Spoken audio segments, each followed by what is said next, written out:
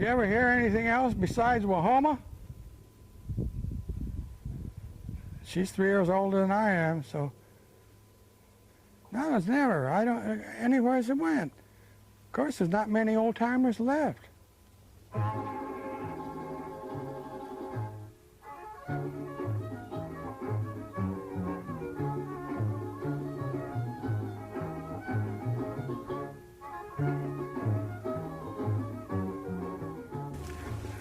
Anyway, it was never pronounced Guajome,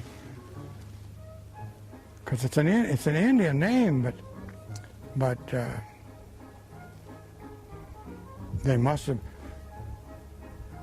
have originated from Spanish somewhere, and you never get a harsh vowel at the end of in any Spanish word.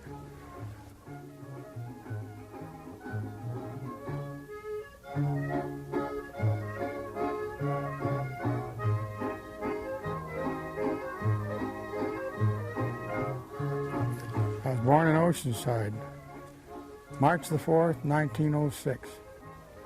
My father's name was William Bandini, and my mother's name was Adele Isabel. Well, I left Oceanside in 1916, and I went to Los Angeles, and I guess through my teenage I was in Los Angeles. I came back to Oceanside in 1922. My name is Mary Ward. I am the historian with the County of San Diego Department of Parks and Recreation. And I'm going to try to relate the interesting, fascinating, and romantic story of Rancho Guajome. It was built by Cave Johnson Couts, who was born in 1821 near Springfield, Tennessee. Couts graduated from West Point after attending a preparatory school called Hallowell and military school, and then West Point, and then served on frontier forts before he went to Monterrey, Nuevo Leon, and served with Graham's battalion. He marched in one of the longest marches in history, 600 miles from Monterey to Los Angeles, California. His first tour of duty in what then was the brand new state of California was to prepare the Mission San Luis Rey as barracks for the soldiers, for the army who would be lodged there.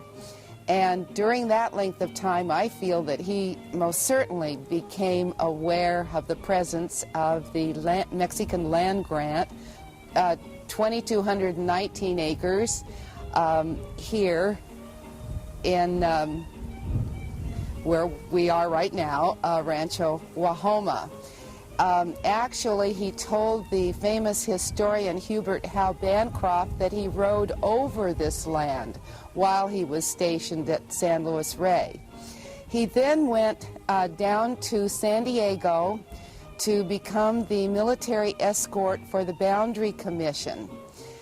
The American and Mexican commissioners were to meet in Old Town, and the Mexican commissioners were a month late. So Couts was invited to stay in the home of his future father-in-law, Juan Bandini. And from what I understand, there were fiestas that went on continuously during that month while they waited for the Mexican commissioners. And that was the occasion when he met his future wife, Isadora Bandini. Couts did accompany the group on the Boundary Commission over to the confluence of the Colorado and Gila rivers. When he came back, he married Isadora in 1851, and then came up here, left Isadora with her family in the Bandini house in Old Town, and Couts dragged some boards and brought his horse and came up here to this rich land and dug a well for water for his horse and for himself, and virtually camped here until he began the construction in 1851 of the beginning of this beautiful adobe, which is now called the Cadillac of Adobes. It was practically all the work was done by Indians.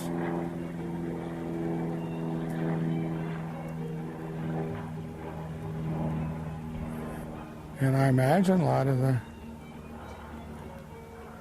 of the timbers, you know, came from the Palomar Mountain to San Luis Rey, the mission. And of course, history will tell you that they never set the tree down. The Indians would be relays. They'd carry the big pole, you know, big round trees that they've got in the. And some of them are here. There used to be some in the dining room and around. It's because he got quite a bit of, Colonel KOCT got quite a bit of the lumber. KOCT built one room initially, and then as an extension of that construction, he continued to the north and built the second room. And it was, I think he had 3 rooms completed when he wrote in his journal that he moved the family up from Old Town, and that would have been Isadora and the 2 oldest children, Abel Stearns KOCT and Maria Antonia KOCT. Now they lived in the 3 rooms, and he at that time had the entire structure enclosed with a wall. And then the next part of the adobe he began to develop was the southwest area of 3 rooms and a mercantile store, which he stocked with supplies that were needed by the neighboring rancheros and by KOCT's employees. Within 10 to 12 years, he had then fully developed the 20-room adobe, which included a school room with a resident school teacher, a resident priest here who said Mass in the chapel, and the only exterior door on the southwest side of the adobe is from the schoolroom, and that allowed the children to go to attend chapel at least once a day. Yeah, two of my aunts, my dad's sisters, were married in the chapel. I might be wrong, but I know one of them was. I'm pretty sure they both were. My Aunt Eva and my Aunt Gladys. My Aunt Gladys just died here.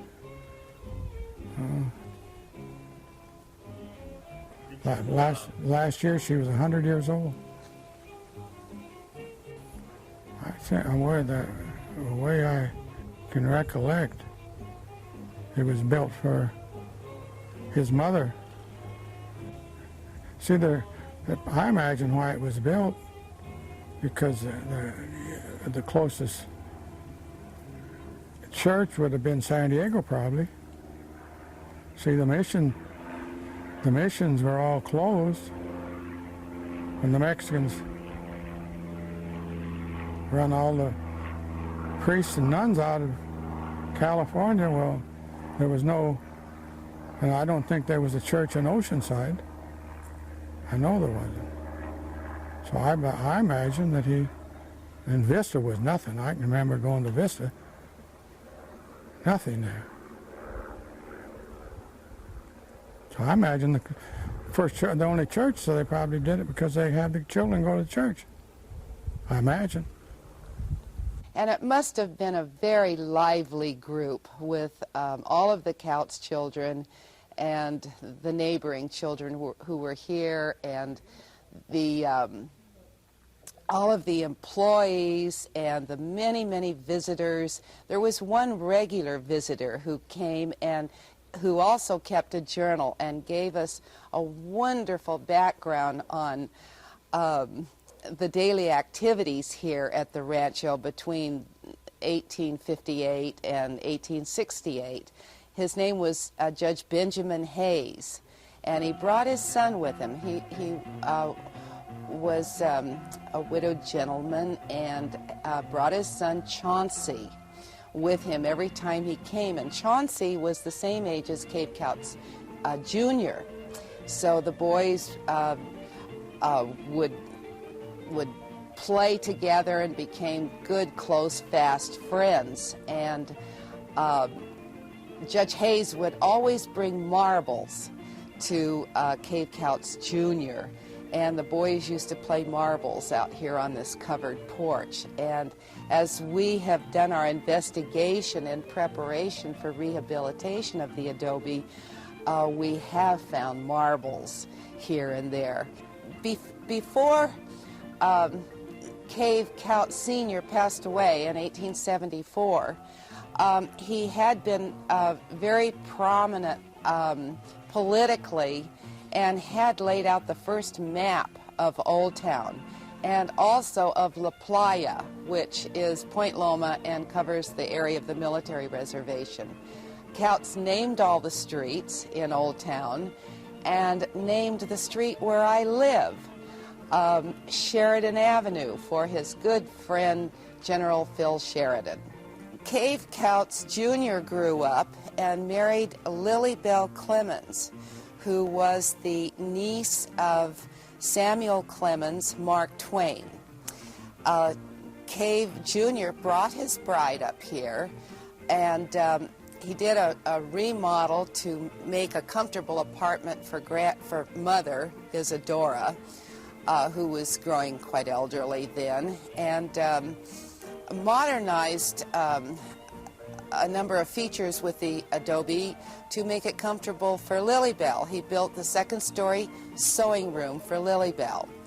Then he took off, and he left his bride and soon with a new baby, who was KOCT's third, also called Toots, with Mother, and he went up to Julian and had his ranchita mine.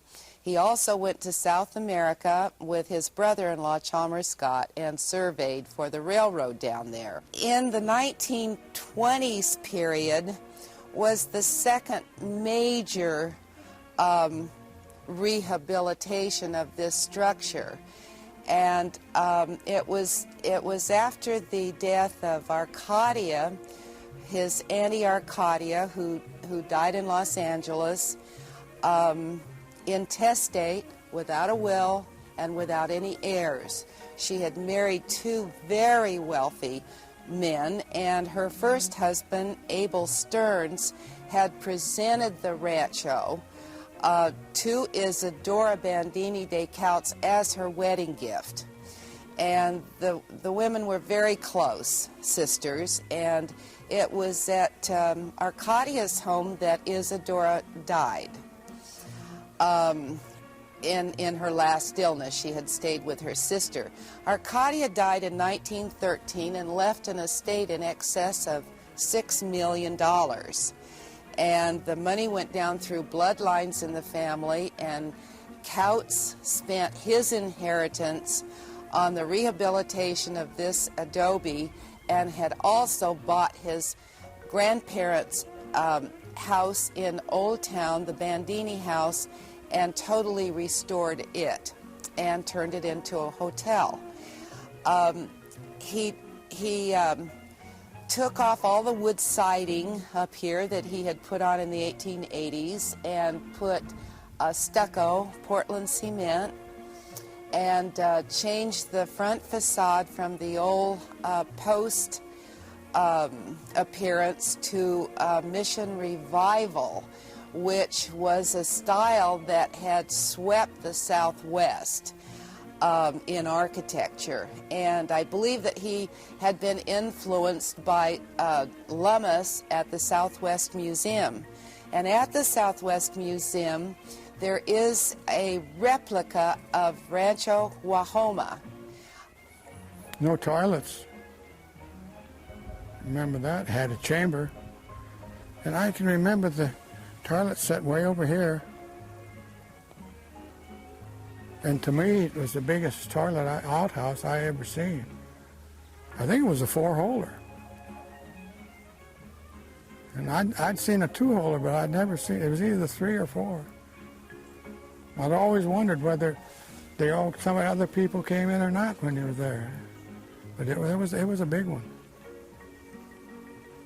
During the 1920s, KOCT was very, very interested in this this movement, the arts and crafts movement, and the mission revival architectural style. And he was closely affiliated with the museum people in Los Angeles, and the photographers all came here, famous photographers, and it was primarily initially based on the fact that Helen Hunt Jackson had stayed here about 1884 when she was officially Commissioner of Indian Affairs, and was gathering information for her government report on the treatment of the Native Americans in this area. Now, she completed her report and then published her famous book, Ramona. There was a great deal of controversy on whether Ramona was written with Guajome as the background or Rancho Comulos as the background. From the research I've done, I'm pretty convinced that Rancho Guajome was her inspiration. But after I was married, of course I was still a kid, I was married when I was 18. But after I was married, my wife and I came out here, and they were shooting the picture. We came out because they were shooting the picture to see it. In fact, people from all around would come out here and was watching it. And I remember because he still, once in a while, I see him in the movement. Bobby Steele was the lead man and the woman. And they stayed drunk the entire time they were here. They had a dance scene in this courtyard, I guess a fiesta-like deal. And we were watching, and they asked, Georgia and I, my wife, they asked if we wanted to dance in a dance scene, a waltz. And I said, we'll pay you $20. Well, $20 in those days was quite a bit of money. Sure, we'd dance. And I saw the picture, and you can see here, George and I dancing in it. And we came out 3-4 times, I know. I saw this Bobby Steele a lot of times, and you could see he was drinking. A lot of it was taken, I know, the corral and the barn scenes. They'd take a scene, somebody coming in breakneck speed on a horse, it'd be an extra, and then that would cut, and then it'd show him either standing by the horse or getting off. I don't think he could ride a horse. He was loaded, I mean. Adam Clark Vroman, who was called the photographer of the Southwest, came here, as well as many authors who came to visit and stayed here. You heard earlier about Peter B. Kine, who wrote The Pride of Palomar. Zane Grey is said to have been here. And many of the people who were interested in this mission revival arts and crafts period, it was a period of where there was a renewed interest of Made in America. KOCT then romanticized much of what he remembered in growing up here, and sat back in his easy chair and threw the doors wide open, welcomed all of the famous visitors, and called himself the last of the Dones. KOCT served as the county road engineer, and I believe that was his profession during his later years. He always resided here, and I guess from time to time the family did gather, and there were weddings here and receptions and baptisms, and this has truly been a family homestead and remained in the family for 147 years until the County of San Diego acquired the place through condemnation proceedings. There is a plan in the immediate future to begin phase 1 of the rehabilitation of the main structure. We have already restored a kitchen wing. We have restored a chapel, but we've never had the funding to begin the enormous work that will result in the complete rehabilitation of this structure. 7,000 square feet, 20 rooms. An architect will be chosen soon to head a team of consultants who will write a master plan. The team will consist of hydrologists, archaeologists, landscape architects, and of course the architect. The master plan will then set our priorities, and we will begin phase 1 of a 3-phase project to begin putting this structure back together as it was originally built, and showing the flow of history through the periods of initial construction of the 1850s, the expansion of the 1860s, the updating in the 1880s, clear through the rehabilitation in 1924 when KOCT made a major attempt to preserve this place for all time to come.